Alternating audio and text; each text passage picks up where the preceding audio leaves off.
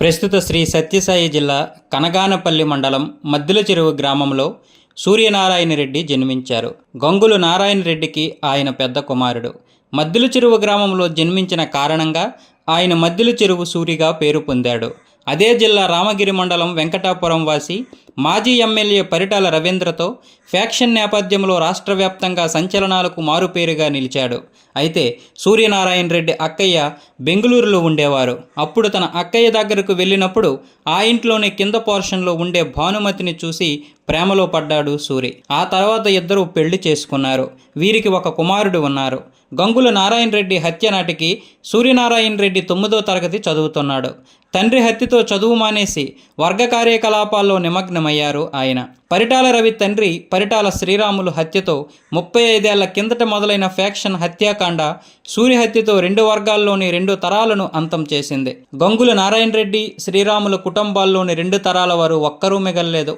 అంతా ఫ్యాక్షన్ ప్రతిగా సాగిన నక్సల్స్ దాడుల్లో చనిపోయారు. నారాయణ రెడ్డి ఒక కుమారుడు వెంకటేశ్వర రెడ్డి మాత్రం రోడ్డు ప్రమాదంలో చనిపోయారు. రాయలసీమ అంటే ఫ్యాక్షనిజానికి పెట్టింది పేరు. రాయలసీమలో పుట్టి పెరిగిన కుటుంబాల మధ్య, ముఖ్యంగా కొన్ని సామాజిక వర్గాలకు చెందిన కుటుంబాల మధ్య పచ్చిగడ్డ వేస్తే భగ్గుమంటుంది. మాటు వేసి మరీ ఒకరినొకరు చంపుకునేవారు. ఫ్యాక్షనిజం ప్రస్తుతం చాలా వరకు తగ్గింది కానీ గతంలో ఇది మరీ ఎక్కువగా ఉండేదనే చెప్పాలి. అలా నిజానికి మద్దిల చెరువు సూరి తాతగారు పరిటాల రవీంద్ర తాతగారు మంచి స్నేహితులు. కానీ కాలక్రమేణా పరిస్థితులు మారి 1993వ సంవత్సరంలో 2 కుటుంబాల మధ్య ప్రతీకారం మరింత పెరిగింది. 1993 అక్టోబర్ 26వ తేదీన దసరా పండుగ రోజున మద్దిల చెరువు సూరి ఇంట్లోని టీవీని రిపేరుకు పంపగా రిపేరుకు సమయం పడుతుందని, అప్పటి వరకు ఈ టీవీని వాడుకోండంటూ రిపేర్ షాప్ వాళ్ళు పంపిన టీవీ ఆను చేయగానే పెద్దపెట్టిన పేలింది. అప్పుడే భోంచేయబోతున్న సూరి మాత్రం ఈ సంఘటన నుండి బయటపడిన తల్లి సాకమ్మ, సోదరి పద్మావతి, తమ్ముడు రఘునాథరెడ్డి, టీవీ తీసుకొచ్చిన కుర్రోడు మృతి చెందారు.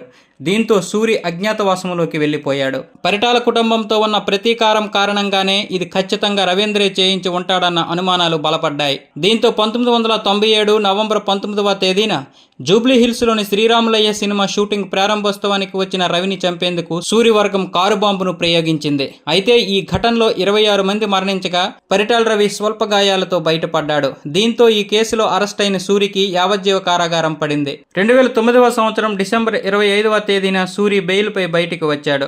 అవకాశాన్ని సద్వినియోగం చేసుకోవాలని హైకోర్టు సూచించినప్పటికీ జైల్లో ఉంటూనే సెటిల్మెంట్లు మొదలుపెట్టిన సూరి విడుదలయ్యాక మరింత జోరు పెంచాడు.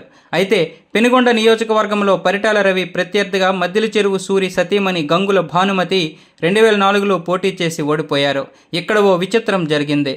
భానుమతి ఓడిపోయి పరిటాల రవీంద్ర గెలిచినా తెలుగుదేశం పార్టీ ఓడిపోవడంతో రవి భద్రత ఆత్మరక్షణలో పడింది. పరిటాల అనుచరులు ఒక్కొక్కరే హత్యకు గురవుతున్నారు. రవికి రక్షణ తగ్గించారు. దీనిపై తెలుగుదేశం పార్టీ ఉద్యమిస్తున్న తరుణంలోనే రవి హత్య జరిగింది. ఈ సంఘటన పరిటాల, గంగుల కుటుంబాల మధ్య ప్రతీకారాన్ని పరాకాష్ఠకు తీసుకెళ్లిందనే చెప్పాలి. ఆ తర్వాత ఏళ్లు గడిచినా ఆ ప్రతీకారం పెరుగుతూనే వచ్చింది కానీ తగ్గలేదు. మద్దిల చెరువు సూర్యనారాయణ రెడ్డికి భానుకిరణ్ అనే వ్యక్తి అనుచరుడిగా ఉండేవాడు. సూరి అతన్ని ఎంతగానో నమ్మాడు. తనను సూరి విశ్వాసపాత్రుడిగా అంతగా నమ్మడం భానుకిరణ్కి కలిసొచ్చింది. దీంతో 2011 జనవరి 4న హైదరాబాద్లో సూరితో పాటు కారులో ప్రయాణిస్తున్న భానుకిరణ్ యూసఫ్గూడ ప్రాంతంలో దేశవాళీ తుపాకీతో కాల్చి పారిపోయాడు. ఈ ఘటన అప్పట్లో నాటి ఉమ్మడి ఆంధ్రప్రదేశ్లో సంచలనం కలిగించింది. దీనిపై దర్యాప్తు చేపట్టిన సిఐడి 2012 ఏప్రిల్ 21న జహీరాబాద్లో భానుకిరణ్ను అరెస్టు చేశారు. సూరిని హత్య చేసిన తర్వాత మధ్యప్రదేశ్ పారిపోయిన భానుకిరణ్ సియోని ప్రాంతంలో తలదాచుకున్నాడు. అతడిపై నిఘా ఉంచిన పోలీసులు జహీరాబాద్ వద్ద అదుపులోకి తీసుకుని తుపాకీ, 3 సెల్ ఫోన్లు, బ్యాంకు ఏటీఎం కార్డులను స్వాధీనం చేసుకున్నారు. తరువాత భానుకిరణ్పై నాంపల్లి కోర్టులో అభియోగ పత్రాలను దాఖలు చేశారు. ఈ కేసులో ప్రధాన నిందితుడు భానుకిరణ్కు యావజ్జీవ కారాగార శిక్ష, 20,000 రూపాయల జరిమానా విధించింది కోర్టు.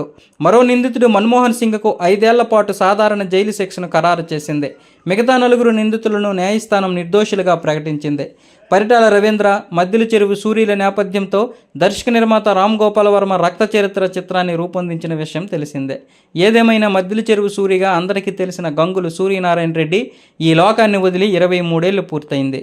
ఇక్కడ మనం ప్రధానంగా ఒక విషయం గురించి చర్చించుకోవాలి. అదేంటంటే జీవితం అనేది దేవుడిచ్చిన గొప్ప వరం. కానీ కారణాలు ఏవైమైనప్పటికీ ఒకరినొకరు అర్ధాంతరంగా అసువులు బాసేలా రక్తం కళ్ళ చూసుకోవడం దారుణమైన విషయం. ప్రతీకారం అనేది ఒక చక్రంలా తిరుగుతుంది.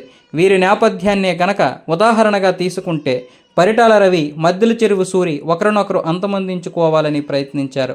ఆ ప్రయత్నంలోనే సూరి అనుచరుడైన ముద్దుసీను రవిని అంతమొందించాడు. ఆ తర్వాత అనంతపురం జైల్లో ఓంప్రకాష్ అనే అంతర్రాష్ట్ర ఖైదీ చేతుల్లో హత్యకు గురయ్యాడు.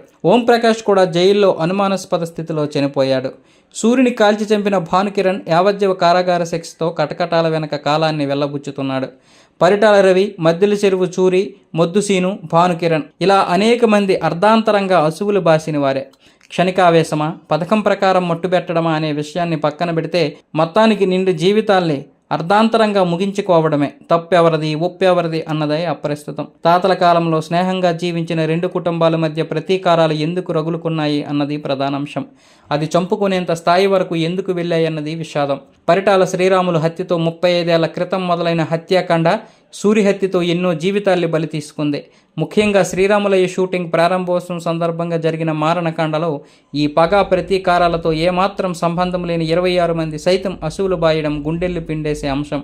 ఇలా నిండు ప్రాణాల్ని అర్ధాంతరంగా తీసుకునే సంస్కృతికి ఎప్పటికైనా తిలోదకాలిచ్చి అందరూ ఆయురారోగ్యాలతో సుఖ సంతోషాలతో జీవించాలని మనము మన కంట్రీ థాట్ ఛానల్ తరపున మనస్ఫూర్తిగా కోరుకుందాం.